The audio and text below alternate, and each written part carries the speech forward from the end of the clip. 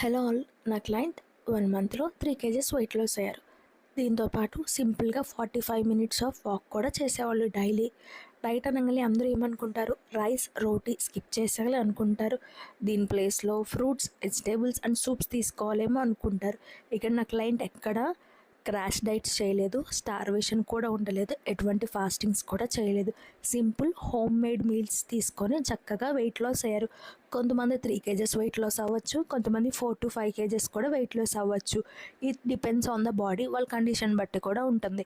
ఇక్కడ నా client rice అనేది డైలీ తీసుకుంటారంట. కినోవా అట్లాంటివి తినడం ఇష్టం ఉండదు. సో నేను వైట్ రైసే పెట్టాను. కొంచెం మార్పు ఏంటంటే కొంచెం పెసరపప్పు యాడ్ చేసుకోమన్నా, అప్పుడు రైస్ క్వాంటిటీ అనేది ఎక్కువ తీసుకోరనమాట. తను చేసిన డైట్లో కొన్ని ఇమేజెస్ షేర్ చేస్తున్నా చూడండి. చాలామంది వెయిట్ లాస్ అంటే కష్టం అనుకుంటారు. కొంచెం ఓపిక చేసుకుంటే ఈజీగా చేసేయచ్చు. Bye bye.